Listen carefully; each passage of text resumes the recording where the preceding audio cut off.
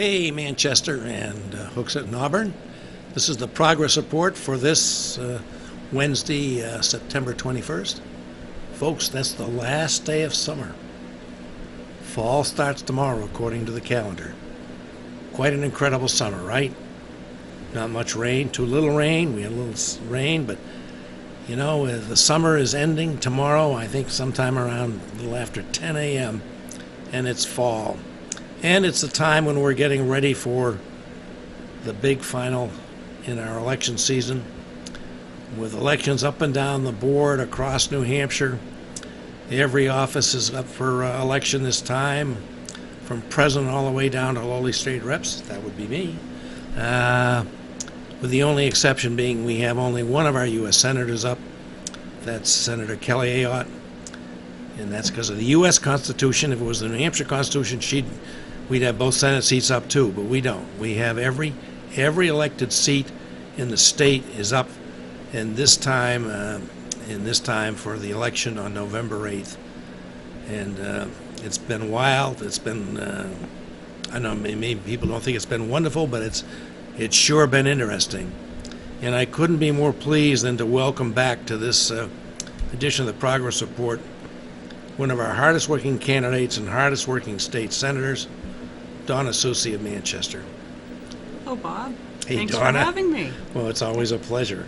Happy It's to be here always with a you. pleasure because you do work tirelessly for campaigning and for serving the people in your elected offices. And I want to give you a chance to talk a little bit about your background because it's a background of accomplishment and achievement. And why don't you tell us, what you've done to serve the public here in the city and in the state? Sure. I was born and raised in Manchester and continued my education. I went to college at St. Anselm and got a bachelor's degree there. And then later on went on to law school, and I have served 3 terms in the House of Representatives right out of college, and then served as an alderman, more recently as a member of the school board for nearly 4 terms, currently serving in my 2nd term for state senate, and I'm hoping to be re-elected to a 3rd term. Yes, indeed. And the voters will determine that coming up on November 8th. So you've had broad experience both in city and state government. Yes, many years serving at both levels and always being sort of involved even when I wasn't serving an elective office. I am a lawyer by trade, practiced working for the state for a number of years as well as in private practice. And you worked for the state senate before you became a senator too, did you not? That's correct. For 4 years I was the chief of staff for the state senate. Chief of staff for the senate, yeah. So this is a lady who works hard and who knows the field and knows what she's doing. I think everybody knows that you're a workhorse. You're not a show horse. You're a workhorse, and I'm certainly glad I don't have to campaign against you because I could not do the amount of stuff that you do. As you go about campaigning for your 3rd term and by the way, you have a leadership role in the Senate too, don't you? I'm the deputy Democratic leader. Deputy Democratic leader. That's what I thought. As you go about talking to folks, going door to door, and I know you certainly do that a lot. There's not many people you're going to miss going through What is your district, by the way? So my district is comprised of the 5 wards of Manchester, wards 5 through 9. So everything from Wellington Road south all the way down to the Londonderry border, and the town of Litchfield. Okay. Quite a diverse district, I guess. And as you're going about campaigning, and I know you've already been doing that, and you will continue to do it with a lot of vigor, what are you hearing people talk? What are the issues that people care about most, do you think? Well, it's interesting. I have done door-to-door in Litchfield and obviously all 5 of the wards in Manchester because I try to rotate where I'm at. I try to go every day that I can, and it's probably the part of campaigning that I enjoy the most because I find that particularly weekdays, late afternoon, you catch people as they're coming home, and they're actually very willing to engage and chat. I mean, some people are just thankful that I've taken the time to come myself. A lot of people say ask me if I'm actually the senator or the candidate, because they're used to canvassers. And I say, yes, I'm your state senator. I'm here because I want to listen to you. I want to know what's important so that I'm focusing on what matters most. And You're not going to probably see Donald Trump or Hillary Clinton at their door. probably not. Although Hillary has campaigned door to door here in New That's Hampshire. true. That's I true. could mention that. That's but true. Not commonly. Right. Hearing a variety of things, the two things that obviously come up most often are the heroin opioid crisis here in New Hampshire. I get asked questions about, not just about what we're doing to combat it, but why New Hampshire? Why New Hampshire is the place where it seems to have had such a great impact, more so than a lot of other states. And the other thing that, particularly in Manchester, people want to talk about is education. They have concerns about education, classroom size in particular with the redistricting plan that's being discussed, but wanting to make sure that Manchester is really getting the resources that it needs, and concerns about changes in our school district because of some of our sending towns, our neighboring towns, having left the district and no longer sending their high school students here. So those are really the two biggest things. There are other issues. It's amazing. Every time I go out, I run into someone who has some constituent issue or asks a question about some issue they're having with state government, and try to get back to them right away and try to help solve people's problems, which is really the best part of the job, is working to help make people's let lives me better. ask you that question that you say a number of people you've contacted in your campaigning have asked. Why is New Hampshire so heavily hit by the dreadful opioid epidemic and the enormous loss of life that's associated with it? Why us? I don't think it's any one answer. I did serve on the heroin opioid task force that is comprised of legislators from both parties, from both chambers, trying to come up with some recommendations for us to vote on during the legislative session, which we did. What seems to have been the case is that New Hampshire was behind most other states in establishing prescription drug monitoring. And by that I mean, I don't want to blame physicians, but a lot of times physicians were prescribing opioids, and I'm not suggesting they weren't following up, but they were prescribing them for a lot longer than is the standard in a lot of other states. And there was the ability, because we weren't monitoring closely, the ability for individuals to shop around prescriptions. So even if a physician was, aware that the patient didn't, was beyond the need for painkillers, and that may be experiencing an addiction or side effect, a lot of times the patient themselves would go out and try to shop around the balance of a prescription unbeknownst to the physician and try to get more of the drugs. There are other indicators that, the drug cartels are changing because other parts of the country have made other drugs like marijuana legal and more available. So there isn't as much of a market for those products. So they had to switch to manufacturing other products to continue in business. And we happen to just be a corridor to other parts of the country for a lot of those drugs. So there are a number of reasons, but I do think that we did take some steps this legislative session. There's clearly a lot more work that needs to be done. It's really interesting talking to people. So often in the past, I think when we talked about drug-related issues or an epidemic, people were able to compartmentalize or sort of categorize those who might be experiencing this. And this current epidemic is like no other in that it impacts everyone. If Yeah, I not think directly, there's indirectly. Very few out there that may be viewing us here or maybe in one of our subsequent tape delay shows that will not have some friend, some family member or another family they're close to that won't be impacted by this. I'm sure that's very widespread. Yeah, it has no boundaries, no socioeconomic boundaries. It's not just people living in the inner city. It's not just people of a certain ethnic background. It doesn't discriminate based on age. I mean, there are people that are significantly older and young teens that are falling into this trap and becoming addicted. And we're trying as much as possible, I think, to address the issue on as many fronts as we can, but clearly, working together, we need to do a lot more. I've heard, I don't know if you can tell me if this is true or not, Donna. I've heard that, we hear a lot about our doctors prescribing pain pills because, as a physician, you want to heal, and if one of your symptoms is pain, you want to help your patient overcome pain because pain is a dreadful thing. I've got some back pain right now. Yeah. Sorry. But, we know that. And on the other hand, you don't want, I would assume most physicians don't want their patients in the course of treating their pain to become addicts. So this must be a real dilemma.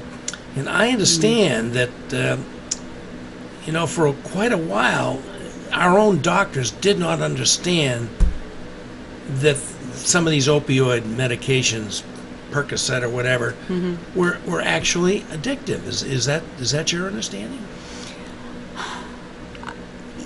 Yes. I don't know that they didn't know they were addictive. I don't know that they had the right tools or did the right kind of assessment to determine if the particular individual before them, the particular patient, was more likely to become addicted.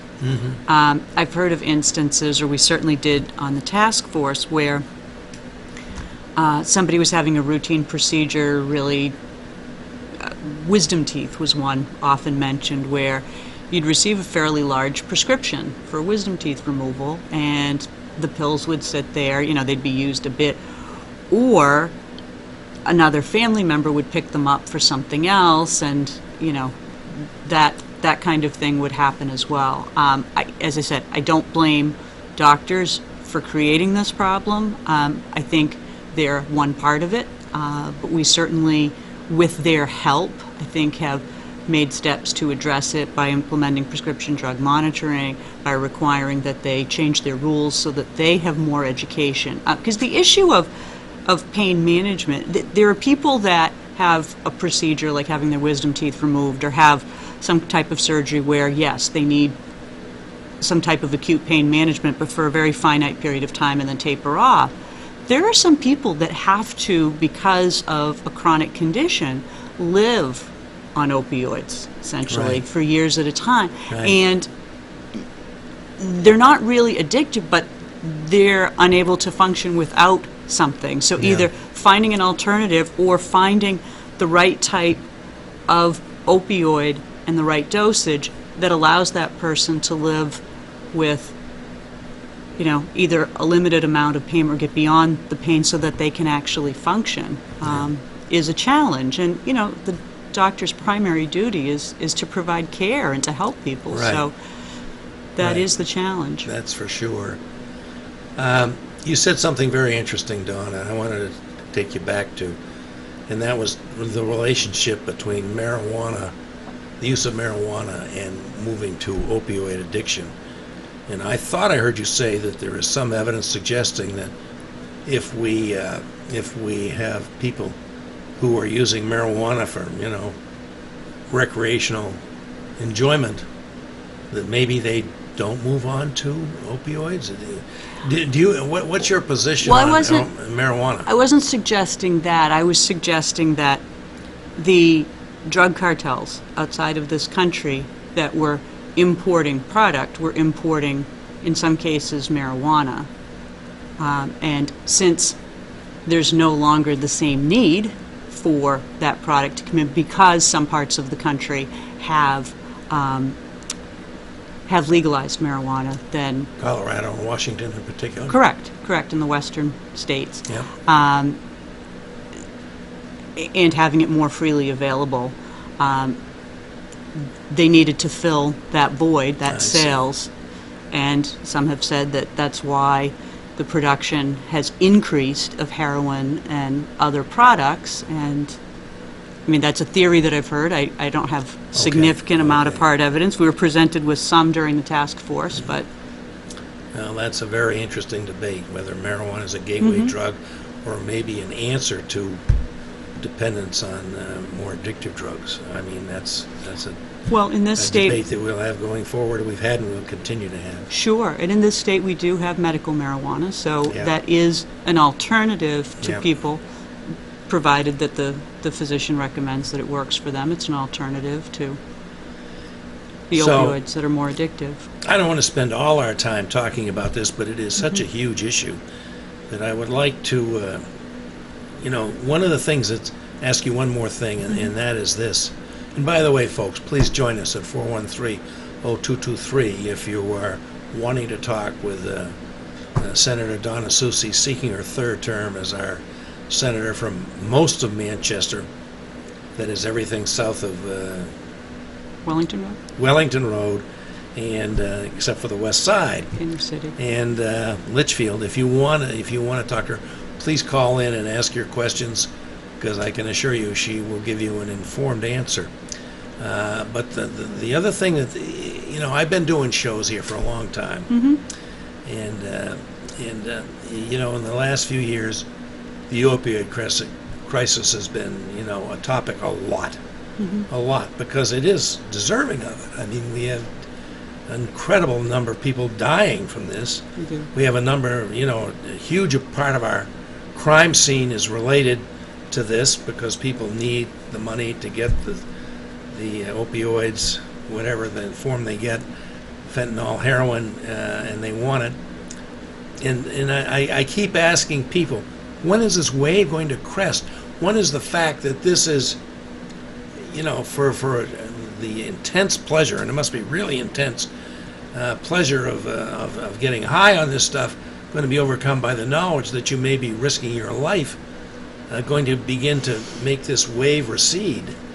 And for the first time, I saw a story that maybe we're beginning to see a little bit of a decrease in the problem here of, Well, I think it takes time. I think education and informing people, particularly young people, of the potentials of addiction and the harm and the hazards of usage, that's going to take more time.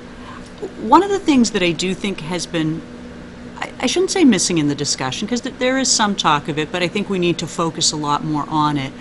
We focused a lot on physicians. We focused a lot on trying to find resources for treatment and recovery.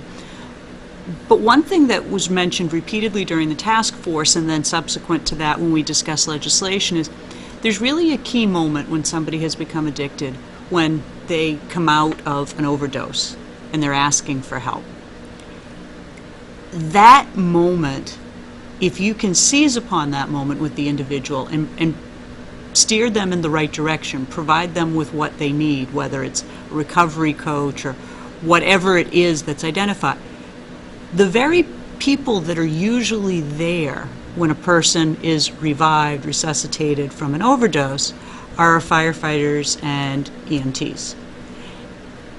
And I don't know that we listen enough to what it is that they're dealing with, because they're really at that very critical moment when if somebody's going to ask for help, we have to find a way to get them there. And they're somewhat limited. They're providing, they're administering Narcan, they're providing resuscitation.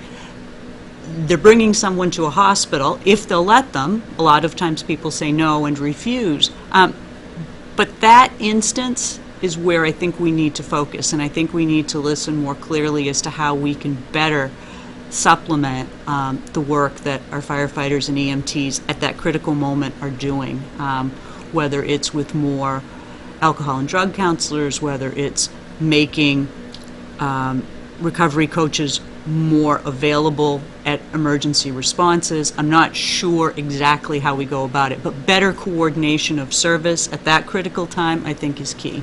So you must be in favor of this, what do they call it, the safe place, or where we have our firehouses available for people to come in with no questions asked and to, say, help me.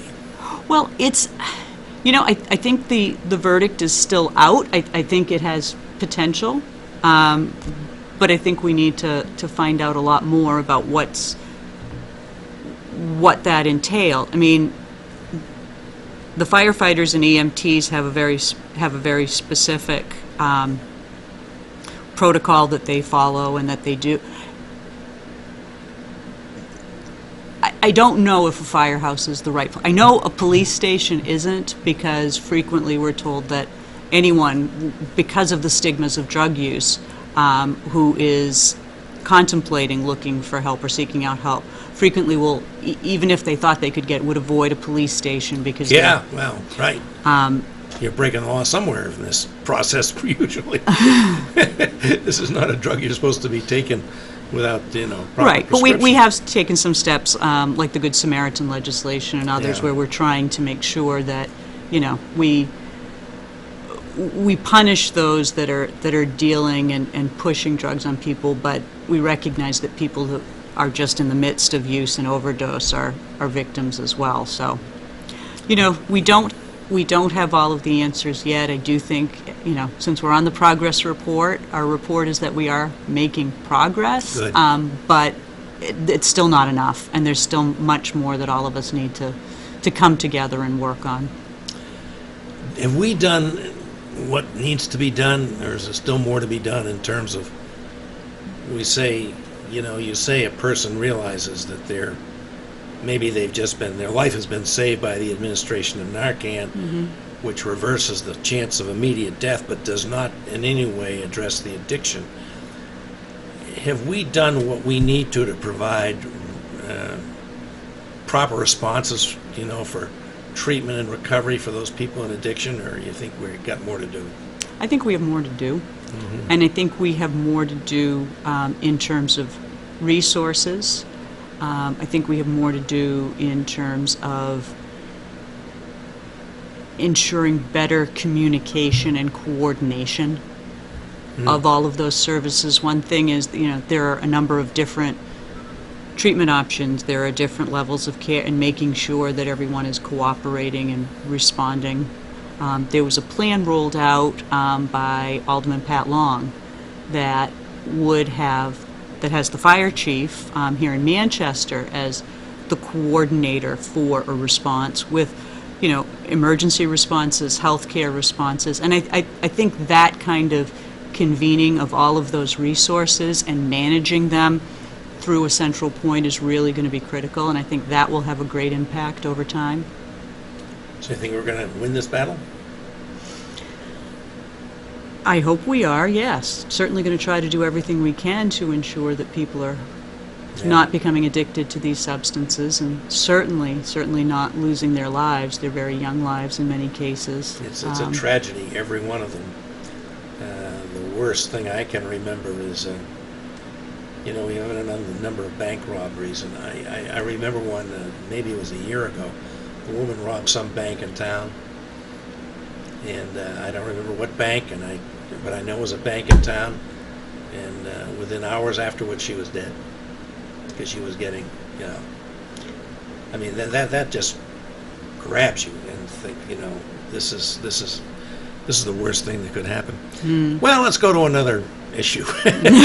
This one is so grim, but we are making progress. I think with the help of people like you, Donna, we are making progress, and that is, I think the opiate epidemic affects all of us indirectly, at least, but the economic problems we're facing in this state are just huge now, and that has to do with our changing demographics.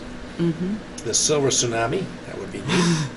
The fact that we're not attracting the young people that we used to, and that we have the second oldest average age population in the nation, I guess, compared to Vermont or Maine. I can't remember. All of New England, northern New England is particularly with this, and we need to attract younger people here in large numbers, and they need to be able to get work that will pay them a living wage. So I know that's something that's very important to you, and you've worked on this. And I'd like to talk to you about that, and maybe we can talk about the issue of the minimum wage. Sure.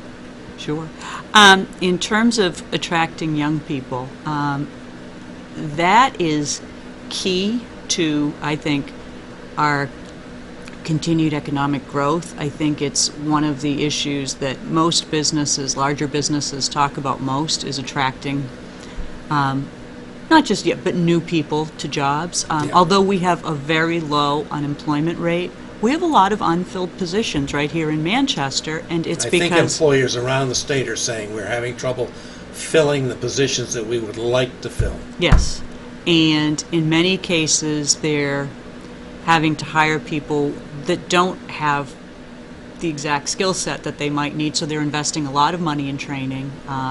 It's costing an awful lot, and I think we can do a much better job. I think we've started to do a better job with the community college system, making higher education more affordable by freezing tuition.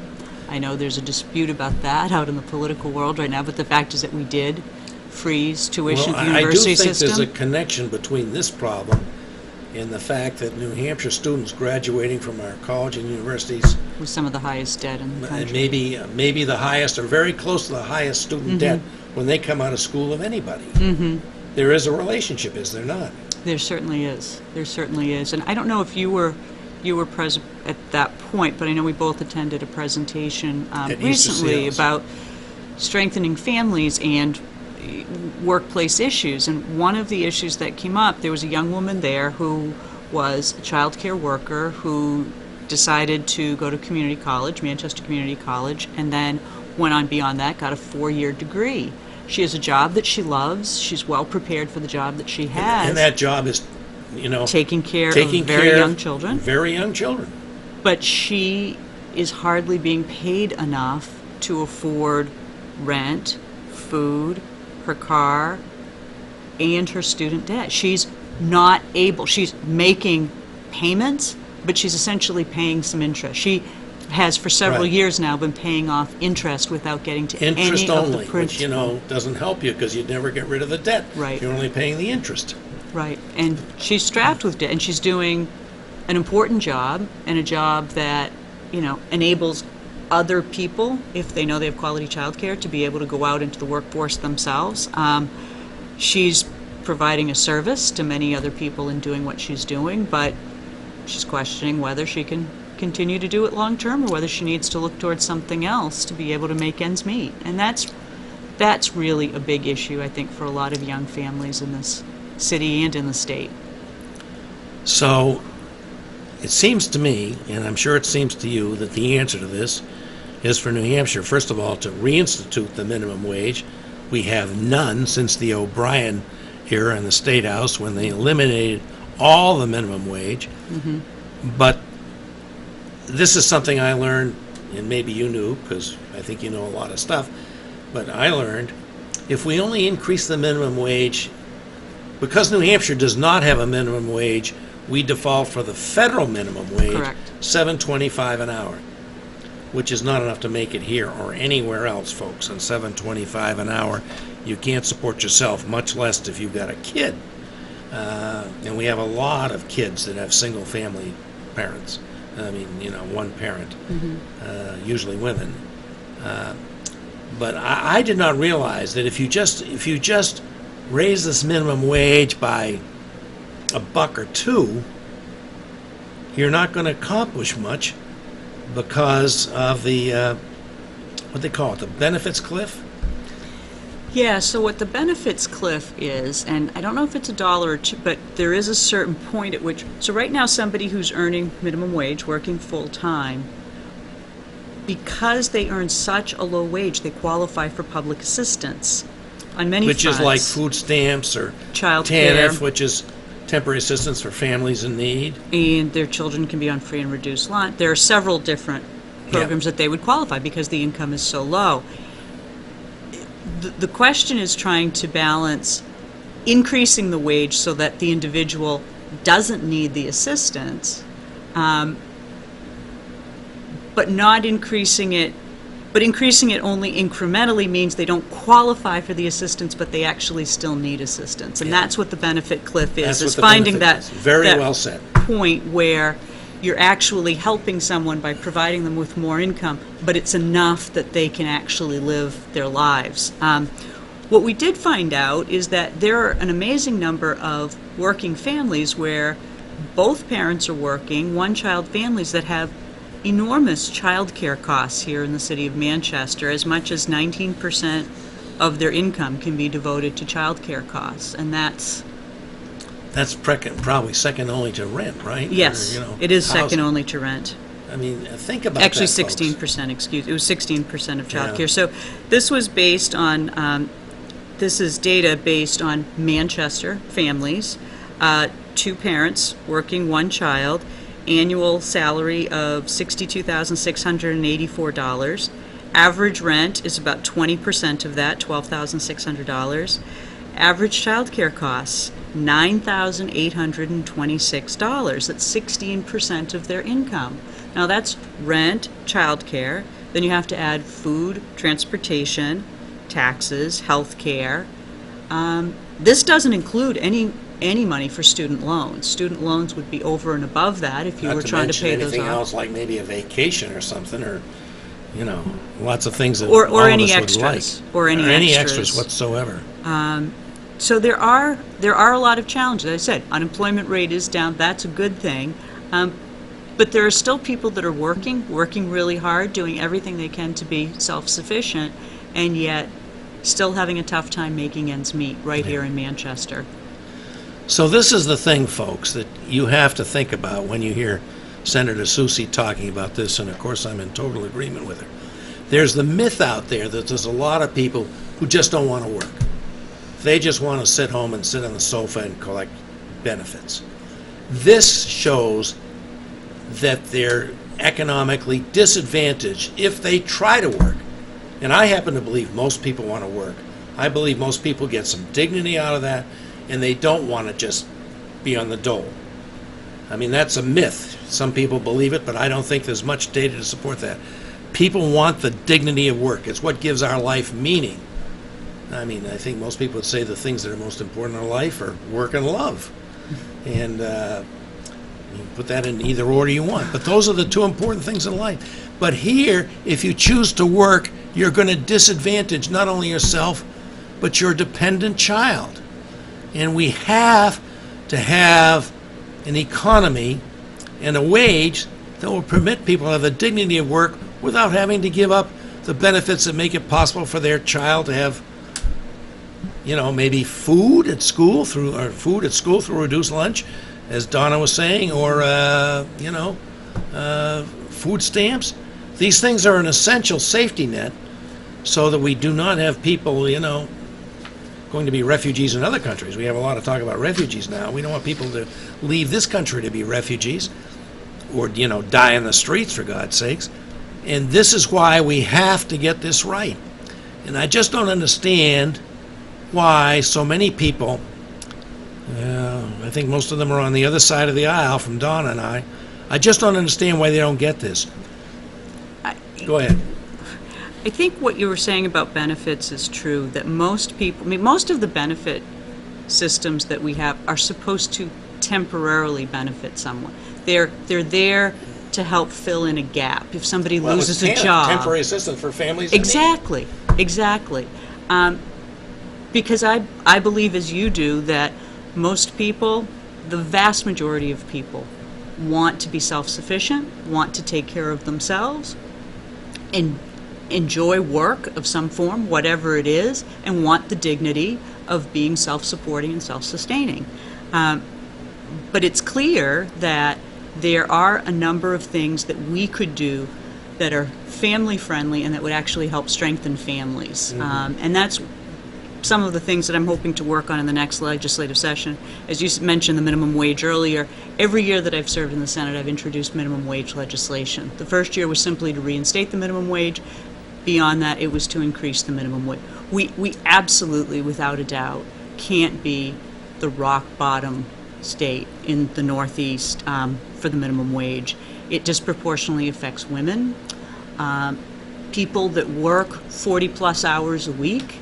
Now, we're the only state in the region that doesn't have a minimum wage, is that right? Correct. Correct. All the other states around us, the New England At least states. have a state minimum wage. And what's sad is New Hampshire was one of the first. I mean, we love to pride ourselves on being first in so many things. New Hampshire established a minimum wage in the 1940s and had it on the books up until then, up until the, as you said, the O'Brien administration, up until 2011, when we just literally wiped it off the books, wiped it clean. It had been defaulting to the federal level, which is fine, but there was at least the establishment of some, New Hampshire law, and that was wiped clean. So trying to reinstate that, I think, is critical. Also looking at some family-friendly policies. One of them, we talked about the high cost of childcare. New Hampshire has some of the highest childcare costs in the country. If you're trying to attract young people, young families to a state, childcare costs are a big issue, and that's something we need to look at the state level, and the amount of assistance we provide for it. There were a couple things that we tried to enact this past legislative session. We did make some progress. One was the ability to request flexible work schedules without retaliation. And I think the next step to that is family medical leave and some paid days. One of the things that is an impediment to some folks is trying to, and obviously you have to be business sensitive. New Hampshire has a lot of small businesses. If you're a business of 3 or 4 people and you can't function without one of the people, then we don't want to shut down businesses, right? But we also want to enable a person who needs to take a day off or leave a couple hours early to provide care to their child. They should be afforded the opportunity to at least ask without retaliation. And the same is true for someone caring for elderly parents. And since our population is graying, as you said earlier, advancing in age, there is going to increasingly be a need for people who are trying to work to also manage and juggle care for their children, care for their elders. And that providing a degree of flexibility for businesses, and we can decide what the number is, whether it's businesses of 10 or more, whether it's 25 or more. A degree of flexibility would make a huge difference for a lot of families, particularly, as I said, younger families that have child care needs. Very good. And I assume that we can count on you to introduce something on minimum wage? Absolutely. This time, It'll be the too. first bill I introduce. Okay, well, somebody got to try several times before it happens, but I believe it will happen because it's so obviously needed to advance the New Hampshire economy and the welfare of our people. What's fascinating, Bob, is that the amount of opposition to the legislation has dwindled, and that's because so many businesses right here in New Hampshire, Walmart, one of our biggest employers, they haven't paid the minimum wage for a couple years now. They pay well over the minimum wage. They pay more than $12 an hour for their full-time employees and more than $10 an hour for part-time. Why? Because when they were hiring at minimum wage or just a little bit above, they had a constant turnover. It was costing them more in administration and training costs than it was worse. So instead, they've increased their wages to try to create stability within the retail environment. I know the same is true for a lot of restaurants with back-of-house people, the dishwashers and some of the help. They can't find people for less than $10 an hour. So to suggest that increasing the minimum wage is going to hurt business, I think which is an argument is you a hear a farce. lot. So keep those facts in mind about Walmart and in our hospitality industry, because that's very important. We can do this without hurting our small businesses. I think there's no question about it. I just think that's a big canard. I want to give you a chance, Donna, to talk about, you've been a 2-term state senator in addition to your other public offices, and you've had some significant accomplishments that I'd like you to have a chance to talk about. And I think one came out of the absolutely horrendous scene we had at the YWCA here a few years ago when a father estranged from his wife was having a supervised, and that's why they were at the YW here in Manchester, visitation with his young son, and ended up with it was a murder-suicide, wasn't it? Correct. A murder-suicide, and what a horrible thing. And Donna, you had a legislative response to that. I did. The situation that you described, the tragedy that occurred here in Manchester, prompted legislation that seemed so obvious, and when I talk about it with people, they sort of shake their heads as though in disbelief, as though they can't believe. New Hampshire did not have a crime of domestic violence up until I sponsored what has come to be known as Joshua's Law.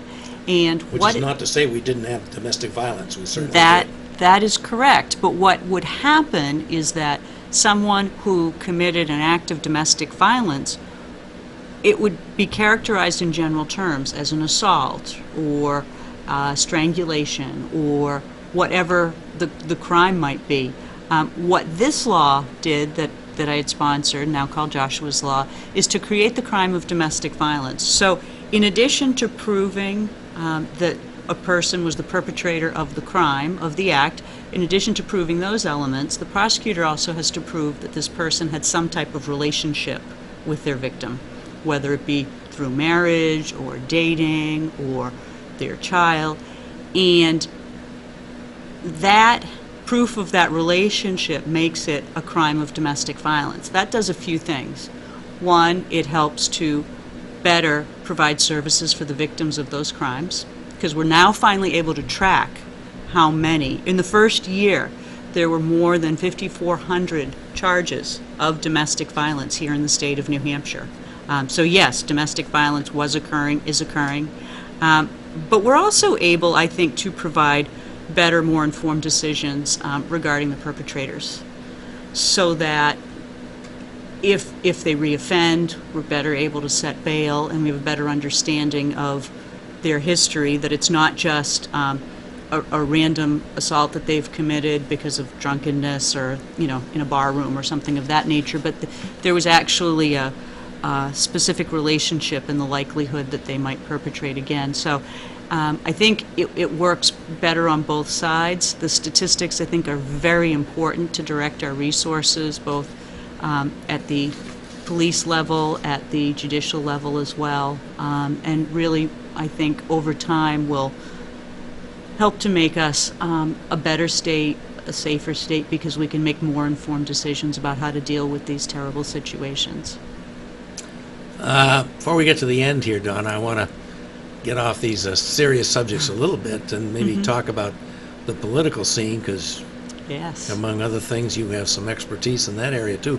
But maybe you'd like to just tell us quickly, if you get reelected, and I'm predicting you will,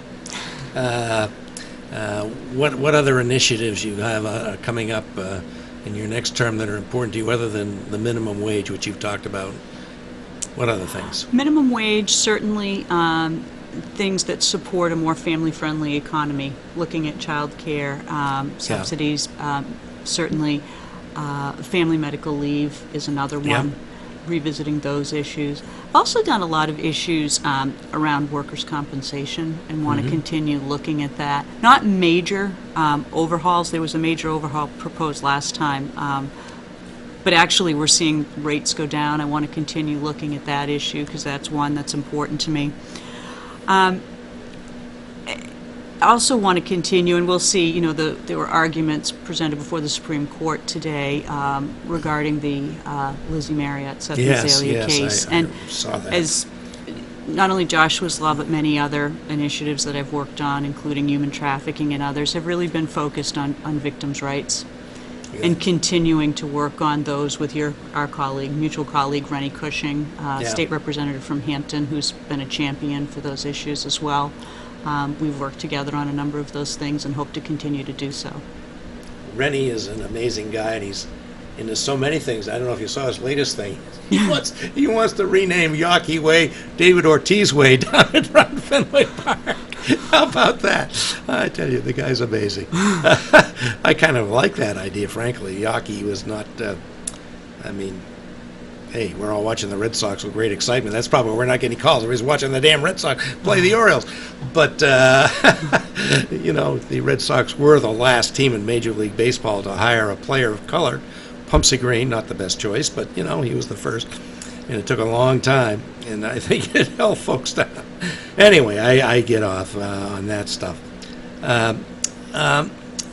You've been a supporter of Hillary Clinton in this in this election right along, and you Yes. still are, as I am too. And we have the most unusual election, presidential election. I can't think of when we've had a character like Donald Trump be a candidate of a major political party, and I use character as a mild term. I think he's a con artist, frankly. And the latest thing about the misuse of the Trump Foundation, wow. But in any event, we had an awful lot of Bernie folks here. They swept the field. You were a delegate to the convention, and it seemed like a wonderful convention.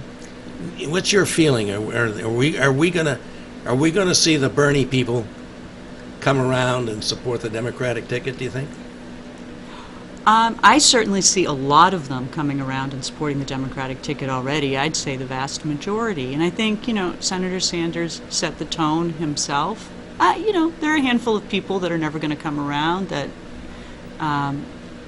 for whatever reason, will find some other candidate. But no, the convention really, the New Hampshire delegates that were Bernie delegates were very respectful. I thought we all worked very well together, cast our votes. I mean, they had very strong passions for the senator and for his platform. Yeah.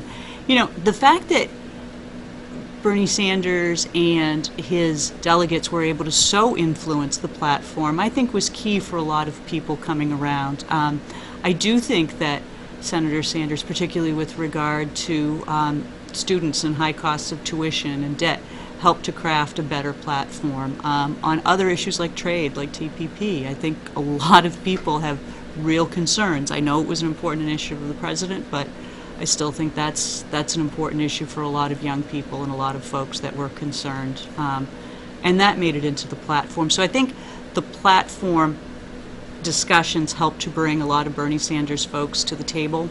And I've seen a number of them, certainly here in Manchester, that are volunteering, working on behalf of Secretary Clinton and Governor Hassan and our other candidates up and down the ticket. And I'm very optimistic that the Democratic Party is much more united, certainly here in New Hampshire right now, than the Republican Party is. So, Well, I think you're right about that, for sure. I mean, the idea that the first President Bush, H.W. Bush, Bush 41 as they call him, is reportedly going to vote for Hillary Clinton. That's pretty amazing. And that the first time in the history of the Union leader, they're not endorsing the Republican candidate. right. And That's, I don't know how many people care about their opinions on this. I don't think too many people cared about their endorsement of Chris Christie, for example, but still, that's really something. How do you see the Senate race between Maggie and Kelly Ayotte? there are four key races that will determine the Senate. I really think we have the most This is watched certainly one. toss-up race. I think we have a very competitive race. I think both candidates are running on their records. I think Governor Hassan has a much stronger record, being responsive to the people of New Hampshire. I think Kelly Ayotte, having gone to Washington, became far more extreme than she'd like people to realize. And it's certainly going to be an important race to watch, one that I certainly look forward to the debates. Let's get Okay, back down to last minute. the New Hampshire Senate. Yes. Much closer to you. Yes, much closer to me. And we have a number of vacancies, more vacancies. I think there's 8 people retiring. And That's correct. 6 are Republicans. 2 are Democrats, both in pretty safe Democratic districts, Keene, Concord area. Mm-hmm. So what do you must be feeling pretty good. Are you going to Feeling make a prediction here for us? Very optimistic about our chances of reclaiming the majority in the state Senate. We have some amazing candidates that are running this time around. Certainly Scott McGilfrey right here in Manchester, Hooksett area, is a phenomenal candidate, committed Phenomenal his life candidate, to... great credentials, long time history here as an educator, coach in Manchester, now president of the NEA New Hampshire, and I think this is his first bid for public office, but I think he's a strong candidate. And of course the anticipated Republican challenger was disqualified by the Secretary of State. Yes, yes, one of them, Don Winterton from Hooksett. Yeah. So Duarte, Representative Duarte, will be the candidate, the Republican candidate against Scott. But there are other races around the state where I think we're going to see really competitive races. In the Rochester area, Representative Gray, the Republican candidate, against Joe Casey, who is Yeah. president of the IBW, but a long-term Rochester resident and coach, Yeah. and just very involved and engaged in that community as well. Alexis Simpson, one of your colleagues, who's running in And the a Exeter very, area. very excellent person, real good contributor. Really in articulate the House, yeah. woman. John Garvey, running in the seat that was vacated by Jerry Little when Yeah. he became bank commissioner. Fabulous candidate. No. So I'm very optimistic about our ability to reclaim the majority in the state Senate, and I also think that given what happened in some of the Republican primaries, that you're probably going to see a fractured Republican caucus in the Senate. What, again? Much more so.